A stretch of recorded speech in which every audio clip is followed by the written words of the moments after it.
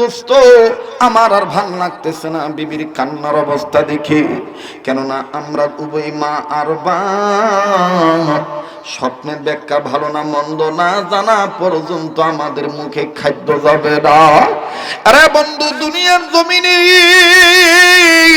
ছেলে আর মেয়েকে, আপন সন্তানকে মা বাপ যত ভালোবাসে, দুনিয়ার আর কেউ আমার বন্ধুগণ এরকম ভালোবাসে না। কথা বলেন ঠিক না বেঠিক? দুনিয়ায় যাদের মা বাপ নাই তাদের মতন বড় দুঃখী আর কেউ নাই। আমার বন্ধুগণ, দুনিয়ায় যাদের মা নাই বাবা নাই তাদের মতন বড় অভাবী আর কেউ নাই। বাপ যে কত বড় নিয়ামত, মা যে কত বড় নিয়ামত। বুজুর্গ লোকটা ডাক দিয়ে বলতেছেন, দোস্ত তুমি এইভাবে কাঁদতেছো, কান্নার মানে তো বুঝলাম না। বলে, দোস্ত আমি সন্তানের মহাব্বতে কাঁদতেছি, না জানি আমার বাচ্চাটার কোনো ক্ষতি হইয়া যায়। বুজুর্গ ডাক দিয়ে বলতেছেন, আসলে বাপ মা এরকমই হয় বন্ধুরে। দুনিয়ায় যাদের বাপ মা আছে একমাত্র তারাই জানি, তারা এখনো বুঝতে পারতেছে না কত বড় নিয়ামত আছে। আর যেই ভাইয়া, যেই বোনের, যেই আপার, যেই ভাইয়ার মা বাপ দুনিয়ায় নাই, তাদের মতন বড় দুঃখী বড় অভাবী আর কেউ নাই। কথা বলেন ঠিক না বেঠিক? ভাইয়া, এই মাদ্রাসার মাহফিলতে আমি বিগত জীবন অনেক আসছিলাম। স্বনামধন্য মুতাওয়াল্লি ছিলেন, আজকে দুনিয়াতে নাই। অবাজান মুরব্বী মানুষ স্টেজে বসে থাকতো, মানুষের দ্বারে দ্বারে মাদ্রাসার উন্নয়নের জন্য, মসজিদের উন্নতির জন্য ঘুরত। যে টাকা নাও দিত তার কাছ থেকে কম বেশি হইল মসজিদ মাদ্রাসার জন্য টাকা নিয়েই ছাড়ত। আর আমাকে কত ভালোবাসতেন। আজকে সেই মুতাওয়াল্লি নেই, মুতাওয়াল্লির সন্তানরা জীবিত আছে।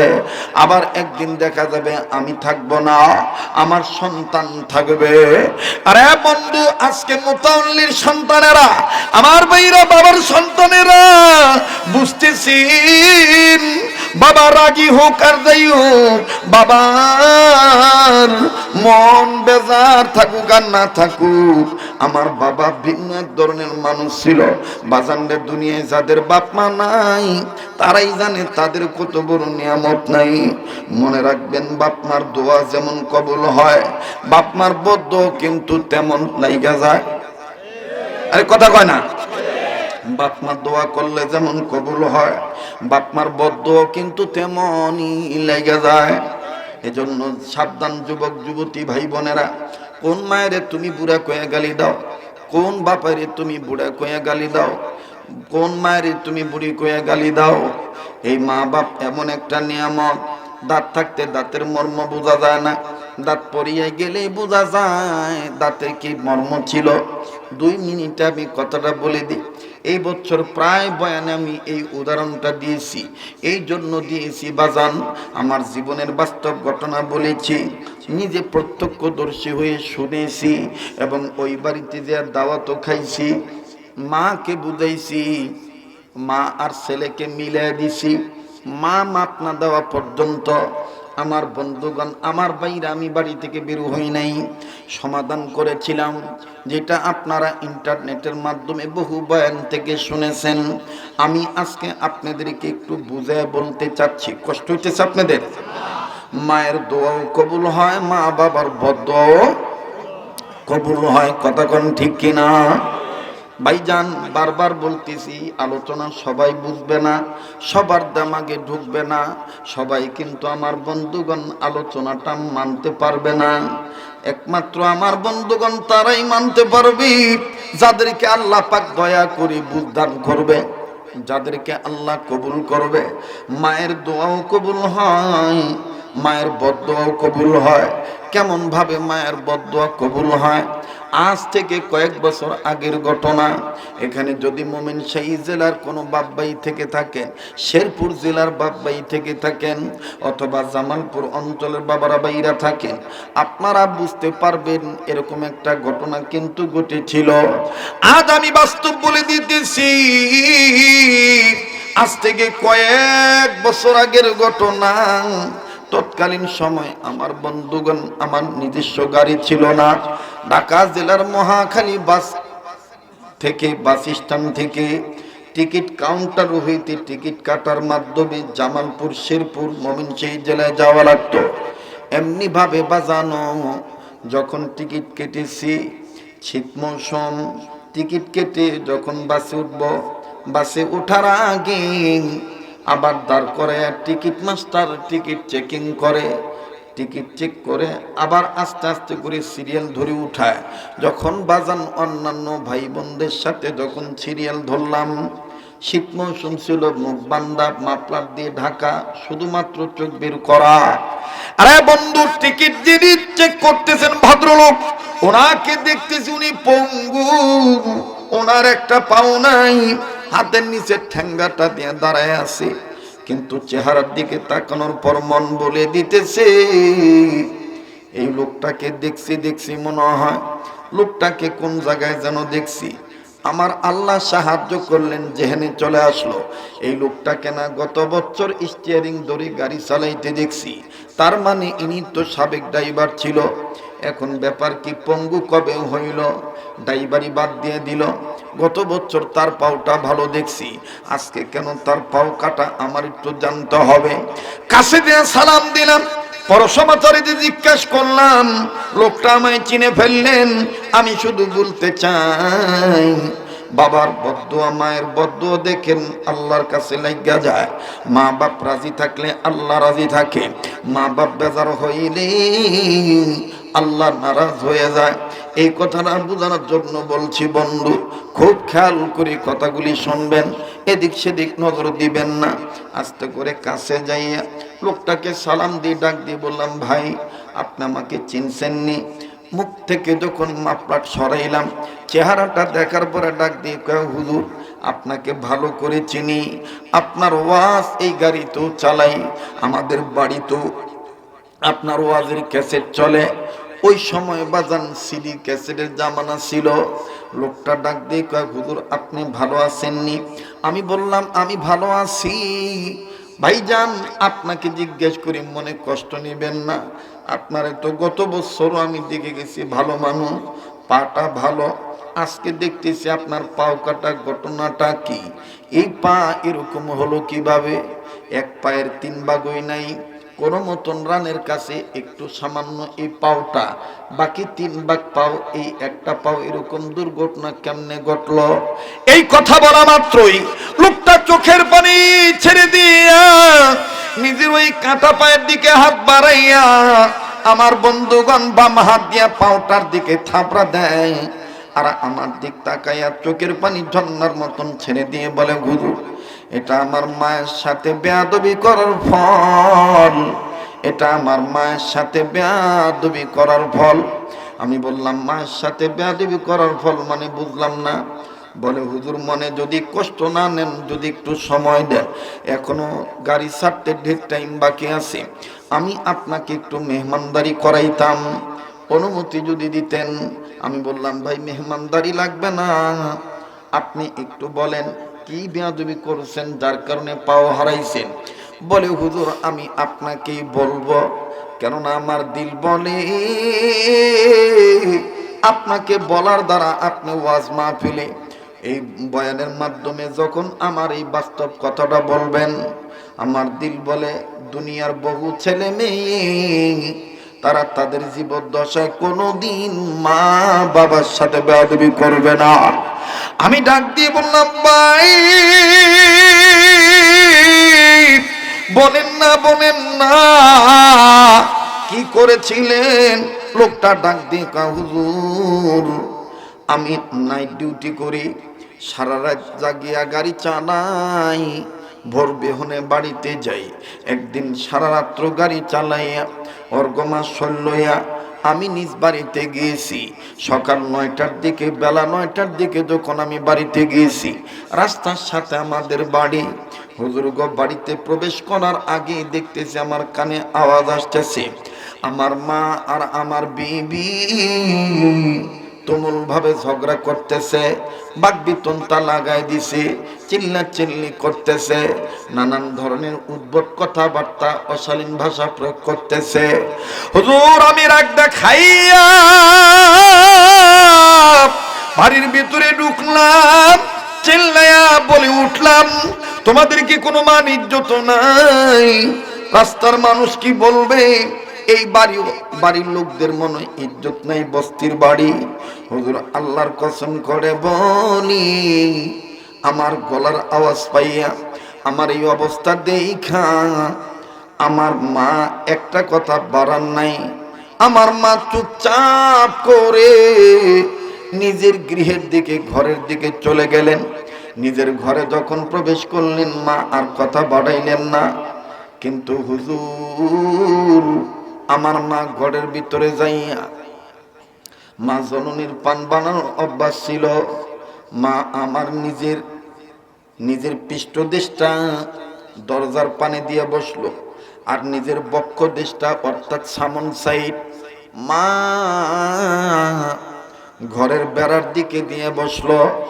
মায় পান বানাইতেছে আর নিজে নিজে কান্দে কান্দে আর ডাক দিয়ে বলতেছি, তুমি একলাই মইরা রইছো কবরে, খোদাই কেন তোমার সাথে আমার মরণ দিল না? তুমি যদি আজকে বাচ্চা থাকতা, পুতের কামায় খাওয়ান লাগতো না, আর এইভাবে আমার পুতের বউ নানানভাবে গালিগালাজ করতে পারতো না। হুজুর আমার মা একলা একলাই এইভাবে বক বক করতেছে। এদিক দিয়ে যখন আমি বউর দিকে চোখ গরম করে বললাম, কি হয়েছে তোদের, আমি বাড়িতে না থাকলে কি হয়? হুজুর আমার বিবি আমার এই অবস্থা দেখি হঠাৎ করে এমন একটা চিৎকার দিল, চিৎকার দিয়া জমিনে বেহুশের মতন হয়ে পড়ে গেল। বউটা আমার দাঁতি লেগে গেল। ও হুজুর, বিবি অজ্ঞান হয়ে পড়ে রইল। হুজুর গো, এলাকার মানুষ দরাদরি করে তার মাথায় পানি দিতেছিল, কিন্তু আমার বাচ্চা মেয়ে, বাচ্চা ছেলে মায়ের এই অবস্থা দেখে মায়ের গলাটা জোরে ধরে কান্দার কয়, মা গো তোমার কি হইল? হুজুর আমার ভিতরে ভয় কাজ করা শুরু করলো, না জানি আমার এই বিবি মারা যায়। এখন যদি মারা যায় তাইলে তো আমার এই বুড়া বয়সে আমার মা বিধবা নারী, বৃদ্ধা নারী জেলখানায় ঢুকবে, মামলার আসামি হয়ে যাবে, মার্ডার কেসের আসামি হবে, আর আমার হাতেও হাত করা পড়বে। আমার দুইটা বাচ্চা এতিম হইয়া যাবে, মা হারা সন্তান হিসাবে তাদের চিরদিন বেঁচে থাকতে হবে। হুজুর এইভাবে শয়তান যখন আমার মনের ভিতরে ওয়াসওয়াসা দেওয়া শুরু করলো, হুজুর শয়তানের দুকায় পড়িয়া, বিবির প্রলোভনে পড়িয়া আমার ভিতরে এত রাগ হইল, এই রাগটাকে কন্ট্রোল না করতে পারিয়া আমি কাউরে কোনো না জিগাইয়া আমি আমার মার ঘর বরাবর গেলাম। হুজুর গো, আমি যাইয়া মায়ের পিঠ বরাবর ডান পা দিয়া এত হুজুর একটা লাথি মারছি, আমার মা আমার এই পায়ের লাথি খাইয়া খাট থেকে পড়ে যায়। মায়ের হাত থেকে পানের বাটা দূরে সরে যায়, ছিটকে অন্যত্রে পড়ে যায়। মায়ের যখন আমি লাথি দিলাম, হুজুর গো, লাথি দেওয়ার সময় আমি খেয়াল করি নাই আমার মায়ের কুকসাডার মধ্যে লাথি লাগছে। মা লাথি খাইয়া যখন জমিনে পড়ে গেল, মার মুখটা কেমন জানি কালো হইয়া যায়। মা দম ছাড়তেও কষ্ট হয়, নিতেও কষ্ট হয়। এরপরে মা আমার দিকে মাথা উঁচু করে কান্দার ডাক দিকে, বাবা তুই এটা কি করলি? হুজুর তারপর আমার মন নরম হয় নাই। আমি আমার মায়ের চুলের মুঠি ধরিয়া আমার মাকে যখন আমি ঘুরুনটি মারলাম, আমার মা আমার দুইটা পাও জড়ায় দুইটা ডাক দিয়ে কয়, বাবা রে তুই আমারে এইভাবে লাথি মারলি বাবা। ও বাবা, তোর পায়ের লাথি খাওয়ার আগে কেন আমার মরণ হইল না? বাবা, তোর বাবার ইন্তেকালের পর হইতে তোর বাবা তোরে ছোট রাইখা দুনিয়া ত্যাগ করছে, তোর চিন্তা কইরা আমি অন্য স্বামী গ্রহণ করি নাই। আমি মানুষের বাড়িতে যাইছি, চাকরানির কাজ করেছি, বাবা তোর স্কুলে পড়াইছি, তোরা ড্রাইভারে শিখাইছি, বাবা লাইসেন্সের জন্য নিজের গহনা বিক্রি করিয়া আমি তোর লাইসেন্সের টাকা জোগাড় করে দিছি। এইভাবে তুই আমার আজকে লাথি মারলি, যাজ্ঞেটা আমার কপালে ছিল। আর আমার মা চিল্লা বলে, আল্লাহ, ছেলের পায়ের লাথি খাওয়ার আগে কেন আমার মরণ হইল না? হুজুর, যখন আমার মা এইভাবে চিল্লা কান্দে, এলাকার মানুষজন জমা হয়ে যায়। আর আমার বাচ্চা মেয়েটা যখন শুনতে পায় তার দাদি কাঁদতেছে, আমার বাচ্চা মেয়েটা দৌড়াইয়া দাদির কাছে আসলো। দাদির কাছে আসিয়া বুয়ার চোখের পানি মুছায় দেয় আর ডাক দিয়ে কয়, দাদি তুমি কান্দো না। দাদি তুমি কি হইছে? এই জায়গায় আব্বাই কি তোমার মারছেনি? হুজুর, তারপর আমার মা কয় না যে তোর বাবা আমারে লাথি মারছে। আমার মা আমার মেয়েটাকে বুকে জড়ায় দইরা কান্দার ডাক দিয়ে বলে, দাদু ভাই,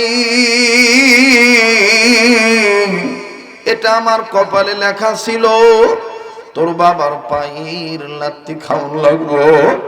আল্লাহ কেন তোর বাবার পায়ের লাথি খাওয়ার আগে আমারে মরণ দিল না? হুজুর, আমার মা এইভাবে বলে আর কান্দে। কানতে যখন জমিনে গড়াগড়ি দেয়, আর আমার মেয়েটা দাদির চোখের পানি মুছায় দিয়া, মেয়েটা এবার আমার দিকে তাকাইয়া, চোখ বড় বড় করে তাকাইয়া আমাকে উপর্যুপরি কিল ঘুষি মারে আর ডাক দিয়ে বলে, তুমি কেমন ছেলে? এইভাবে মায়ের কেউ লাথি মারে নাকি? তুমি আমার দাদির কাছে মাপ চাও। ও আব্বু, তোমার মায়ের কোনো দোষ নাই, দোষ আঙ্গ মায়ের। আঙ্গ মা তোমার মায়ের সাথে এরকম প্রায় ঝগড়া করে। হুজুর, যখন আমার বাচ্চা মেয়েটা আমার মায়ের পক্ষে এইভাবে সাক্ষী দেয়, মনে হইল আসমান ভাঙ্গা আমার মাথায় পড়ল। আর আমার বাচ্চা মেয়েটা বারবার আমার হাত ধইরা টান দেয়ার বলে, দাদির কাছে মাপ চাও। হুজুর, আমার মা তখন আমার গালি দেয় না, বারবার খালি আমার মেয়েকে ডাক দিয়ে বলে, মাপ চাইতে হবে না, এটা আমার কপালে ছিল, আমারে কেন আল্লাহ মরণ দেয় না? এই পোলার পায়ের লাথি খাওয়ার আগে কেন আমার মরণ হইল না? হুজুর, আমার মেয়েটা বারবার কয়েক দোষ হইল আমার মায়ের, আর মায়ের খাইল তোমার মা, শিগগিরই মাপ চাও। এইভাবে মেয়ের সাক্ষী যত শক্ত হয় তত আমি দুর্বল হই। মাটা আমারে আর আমার মেয়ের ঘর থেকে বাইর করে দিল। বাইর করে দিয়া দরজাটা যখন লাগায় দিল, লাগায় দিয়া মা চিল্লা কান্দার ডাক দিয়ে বলে, আল্লাহ,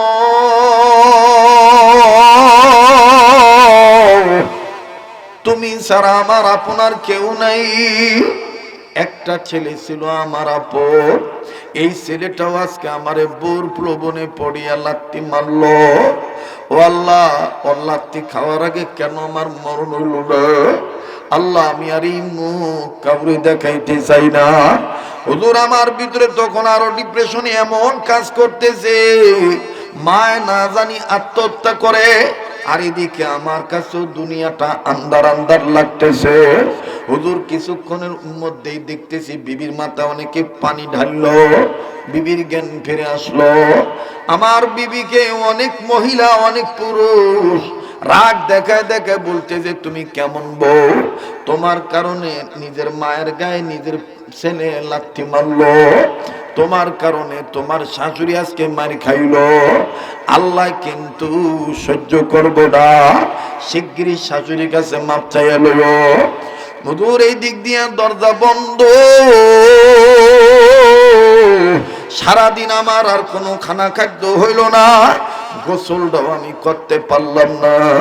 কোনো মতন হাত মুখ ধুইলাম, হাত মুখ ধুইয়া যখন একটু বিশ্রামে যাই, চোখ বন্ধ করি, না ঘুম ধরে না। দিলের মধ্যে বারবার আমার ভয় আসতেছে, কোন মায়ের আমি এইভাবে লাথি মারলাম। বাইরে অনেক লম্বা কথা সংক্ষেপ করে দিলাম। আমি শুধু বুঝাইতেছিলাম মায়ের দোয়াও কবুল হয়, মায়ের বদদোয়াও লেগে যায়। মা বাপের আঘাত দিলে আল্লাহ সহ্য করে না। এটার বাস্তব প্রমাণ ঘটনাটা বলছি বন্ধ, খুব খেয়াল করে কথা শোনা চাই। লোকটা ডাক দিয়ে বলে, হুজুর পরবর্তীতে নাইট ডিউটিতে আবার আমার ঢাকামুখী আসতে হবে গাড়ির টিপ নিয়া। সন্ধ্যার আগে আগে আমার বিবি আমার ডাক দিয়ে কয়, আপনি মনে কষ্ট নিয়েন না, আজকে আর এই বিষয় নিয়ে ভাবিয়েন না, যান আপনি ডিউটিতে যান। আগামীকালকে প্রয়োজন বোধে আমি আর আপনি দুইজন মিলিয়া মায়ের দুইটা পাও জড়ায় ধরে কাঁদবো, মা মাপ না দেওয়া পর্যন্ত পা ছাড়ব না। হুজুর যখন দেখলাম বিবিটা একটু নমনীয় ভাব দেখাইলো, এখন আমার বউর দিকে মায়া লেগে গেল, আর মায়ের দিকে তো মায়া আগে থেকেই লেগে আছে। আমার মা দরজা খোলে না, আমি কাপড়টা গায়ে দিয়া ডিউটি করার উদ্দেশ্যে যখন বের হব, হুজুর দেখেন মা কারে কয়, আমার বাচ্চা মেয়েটা দৌড়াইয়া যাইয়া আমার মায়ের দরজা টুকাইয়া আমার মায়ের দরজায় টাক দিয়া ডেকে ডেকে বলে, দাদি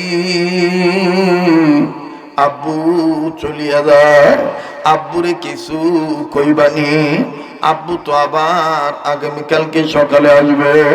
ও আব্বু, ও দাদি, আব্বু ডিউটিতে জায়গা, আব্বুরে কিছু কইবানি। হুজুর আমার মা তখন ওরা করলেন না, আমার মা দরজাটা খুলিয়া কোন মতন নিচু হইয়া, ওই যে মায়ের লাত্তিরে যে কুপসায় লাগছে, মা আর সোজা হইয়া বসতে পারে নাই।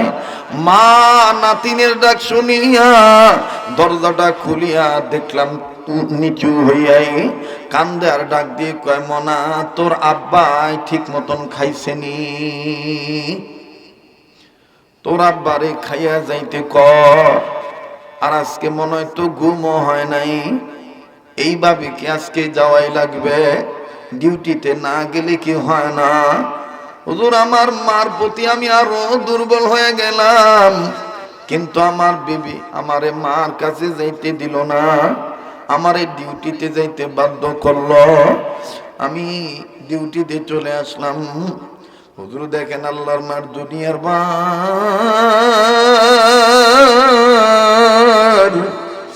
আমি স্টিয়ারিং ধরিয়া ভালো মানুষ গাড়ি চালাইতেছিলাম।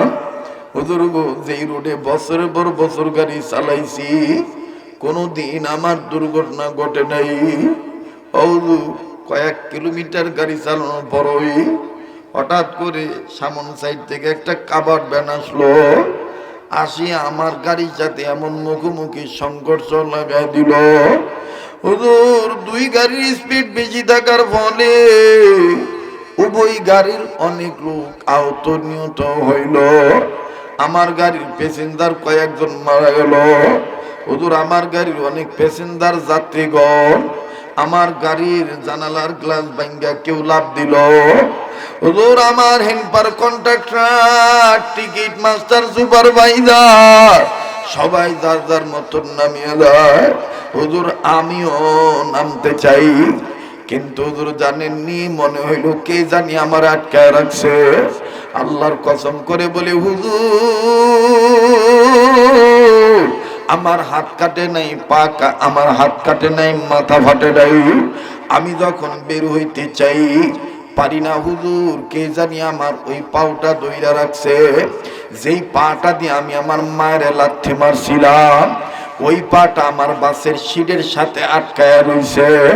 হুজুর আমি তাকায় দেখি আমার পায়ের গোস্ত নাই, পাটা থেতলে গেছে। হুজুর গো, পায়ের সাদা হাড্ডি দেখা যায়। এই পায়ের দিকে তাকানোর পর হুজুর আমার আর জ্ঞান ছিল না। উপস্থিত লোকেরা ডাক দিয়ে বলতেছে, শুধু কানে আওয়াজ শুনতে পাইলাম, ড্রাইভার উস্তাদ আপনি পাউটা নাড়েন না, আপনার পাটা মনে হয় থেতলে গেছে, এই শীত কাটা ছাড়া আর আপনার পাও বাইর করা যাবে না। হুজুর আমি তখন আল্লাহকে বলতেছিলাম, আল্লাহ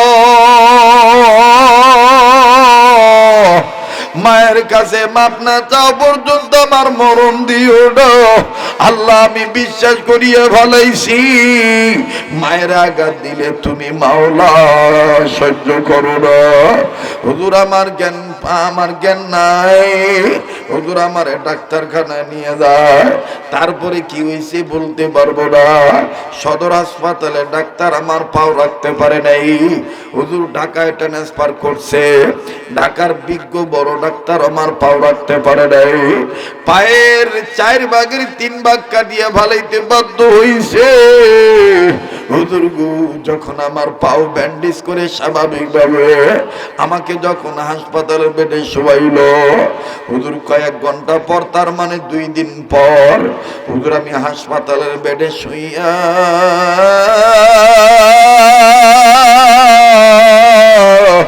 আমি টের পাই কে জানি আমার পা কাটা পাও আস্তে আস্তে টিপ দেয়, আর আমার বাম পাটাও টিপ দেয়, কখনো মাথার চুল ধরে টিপ দেয়, আবার কখনো আমার হাত ধরে টিপ দেয়, আর কানে আওয়াজ আসতেছে কে জানি গুনগুন করে কান্দার ডাক দিয়ে কয় আল্লাহ।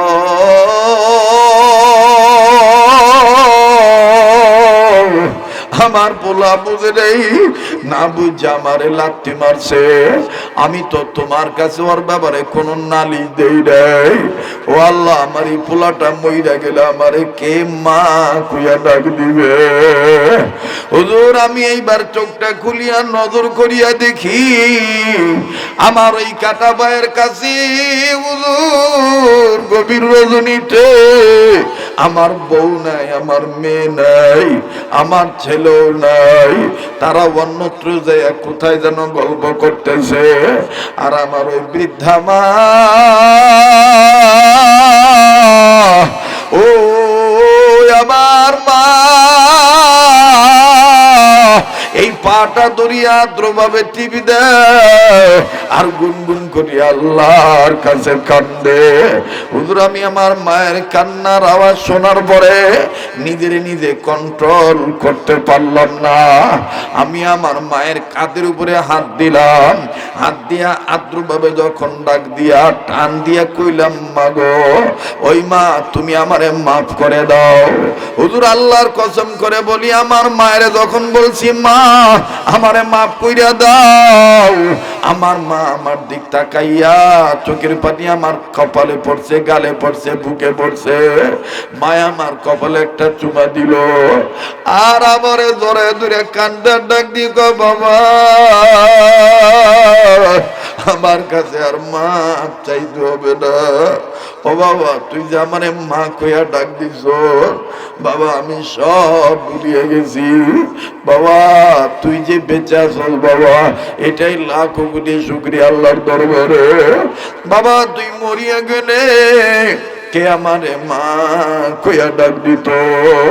হুজুর আমার মা কয় বাবা আর এরকম মাথা গরম করিস না বাবা, আজকে যদি তোর কিছু হইয়া যাইতো, বাবা তুই যদি মরিয়া যাইতি আমার এইভাবে কে মা কইয়া ডাক দিত।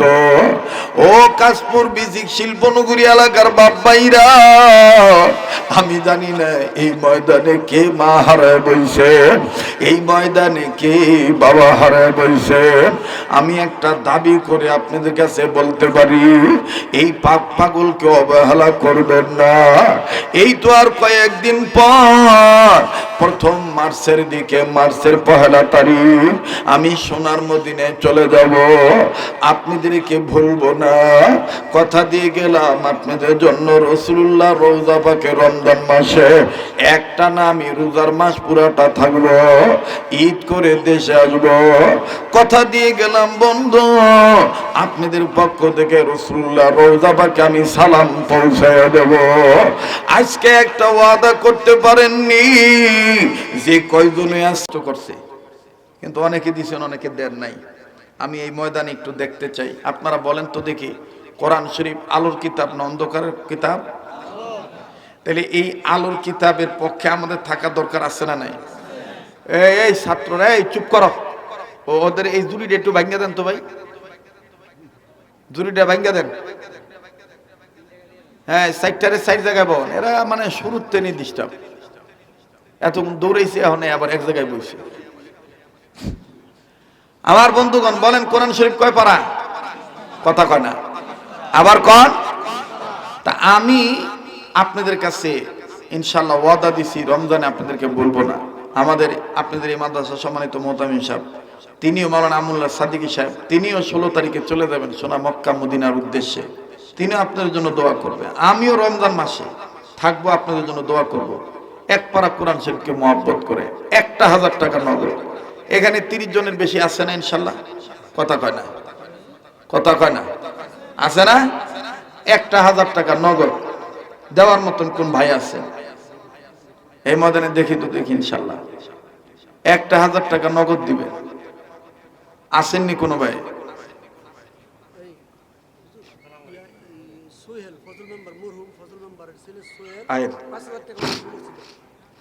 মসজিদের জন্য কি নাম? সোহেল, মরহুম ফজল মেম্বারের ছেলে জনাব মোহাম্মদ সোহেল ভাই, তিনি 5000 টাকা আল্লাহর ঘর মসজিদে দিয়ে দিবে। জোরে কর মারহাবা, আল্লাহ কবুল করেন। মাশাআল্লাহ।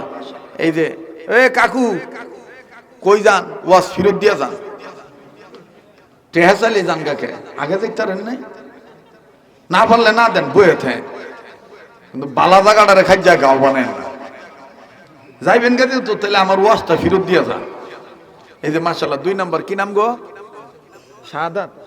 মাশাআল্লাহ, শাহাদাত নামে এক ভাই 1000, আর বাজানের নামটা জানি কি গো? নুল ইসলাম। মাশাআল্লাহ 1000। তোরা কোন মারহাবা। এ তো 30 পারার মধ্যে 2 পারা হইছে। আর কয় পারা লাগে? আপনারা এত আস্তে কইতেছেন, ডরাইতেছেন, আপনি মনে করতেছেন এনে হইতো না।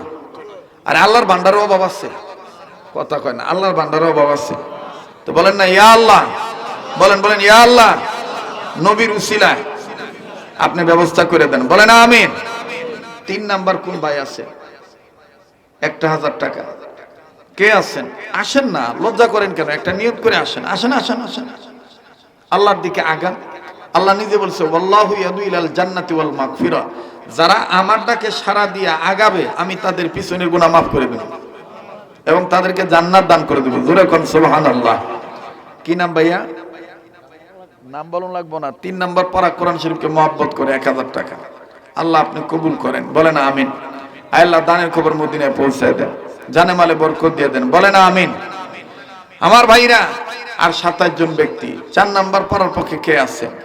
যুবক বন্ধু, যদি আপনার কাছে 500 টাকা থাকে, 1000 টাকা থাকে, তাহলে আমার দাবি আছে, আর নালে নাই। স্টেজে নিচে উপরে যে যেখানে আছে আপনি খুশি হয়ে দান করবেন। 30 পারা কোরআন শরীফ আমি একটু দেখতে চাই। 4 নাম্বার পারার পক্ষে যে হুজুর আমি এই টাকাটা নগদ দিলাম, আপনি আমার জন্য দোয়া করবেন, রব্বে কাবা কবুল করবেন ইনশাআল্লাহ। কে আছেন 4 নম্বর কোরআন শরীফ পারার পক্ষে যে হুজুর আমি 1000 টাকা, আমি 500 টাকা আপনার হাতে দিলাম, আপনি আমার জন্য দোয়া করবেন। দান করলে সম্পদ কমে না, বরং অনেক বাড়ে, আর এটার রেজাল্ট পাওয়া যায় রোজ হাসরে। সুবহানাল্লাহ কোন? আল্লাহ পাক কবুল করবেন ইনশাআল্লাহ। 1000 টাকা, 500 খান টাকা নগদ দেওয়ার মতন কোন বন্ধু এই ময়দানে আছেন গো ভাই? আপনার কাছে থাকলে আমার দাবি আছে, না থাকলে দাবি নাই। আপনি যদি দিতে সক্ষম থাকেন তাইলে আপনি দিয়ে দিবেন। আয় আল্লাহ, আপনার আরেকজন বান্দা নগদ কিছু অর্থ, মাশাআল্লাহ। আল্লাহ আমার একজন আল্লাহ বিবি নাই, মাবুদ গো, আয় আল্লাহ আমার এই বাজানের দানকে আপনি কবুল করেন, তার বিবির কবরটাকে জান্নাত বানায় দেন, বলেন আমিন। দানের খবর মদিনায় পৌঁছে দেন, জানে মালে বরকত দিয়ে দেন। রব্বে কাবা আপনি মেহেরবানি করে এই দানের উসিলায় দানকারীর বংশধরের কবর আযাব মাফ করে দেন, বলেন না আমিন। লা ইলাহা ইল্লাল্লাহ, জোরে লা ইলাহা। আসেননি ভাইজান? পারলে দেন, না পারলে দিন না, আমার দাবি নাই। যদি থাকে আপনার কাছে তাইলে আপনি শরীক থাকবেন। 10 মিলে করি কাজ, হারি দিতে নাহিলাস। কোরআনুল কারীমের পক্ষে আপনি দান করবেন, রব্বে কাবা মন্দির দিবেন ইনশাআল্লাহ। 1000 টাকা, 500 খান টাকা। কি নাম? জনাব মোহাম্মদ খোকন ভাই, যুবক বন্ধু আমার। আল্লাহ আপনি কবুল করেন। এটা তোমার কাছে রাখো, পরে দিও। আল্লাহ এই তোমার ঘর মসজিদ মাদ্রাসা ওমর বিন খাত্তাব রাদিয়াল্লাহু তাআলা আনহু, আয় আল্লাহ এই মসজিদ মাদ্রাসার পক্ষে 500 খান টাকা নগদ। আমার আরেকজন যুবক, তোরা কি কথা কসরে দুয়া খাইতেছ, জবর টপ টপ করো, টেয়ার বেলায় খবর নাই, খালি আবার বাদাম খাই এক করে। হ্যাঁ চিন্তা করছে কলা গাছ লাগাই থুইছে মানু, আমি এনো বাদাম লাগাই থুয়েছে, বাদাম পরে লাগাই টেয়ার দিয়ালো। আল্লাহ তুমি কবুল করো, ধরে কোন আমি কথা কয়েন না। এই যুবক ভাইয়া 500 খান টাকা, 1000 টাকা, অথবা একটা কোরআন শরীফের হাদিয়ার নগদ 300 টাকা, 200 টাকা যদি তোমার কাছে থাকে তাহলে তুমি দিবা, আর না থাকলে দিও না। একটা নিয়ত করে তুমি দাও যে হুজুর আমি এই গভীর রজনীতে, এই শাবানের চাঁদে, শবে বরাতের পূর্বে আমি আপনার হাতে এই টাকাটা দিলাম। আপনার সামর্থ্য অনুযায়ী আপনি দিবেন ইনশাআল্লাহ, আল্লাহ কবুল করবেন। কে আছেন একটু আগে আসেন যুবক ভাইরা, যে আমি 200 টাকা দিলাম, 300 টাকা দিলাম, 500 টাকা দিলাম, 1000 টাকা দিলাম, আল্লাহ তাআলা বরকত দিবেন ইনশাআল্লাহ। কত টাকা পয়সা কত টাকা নষ্ট হয়ে যায়। আছেন কোন বন্ধু, হাজী সাহেব বাবারা, মুরব্বীরা, মুসল্লিরা, ব্যবসায়ীরা, চাকরিজীবীরা, বিভিন্ন ডিস্ট্রিক্টের মানুষ এই এলাকায় বসবাস করেন। আপনি খুশি হইয়া আপনার সামর্থ্য অনুযায়ী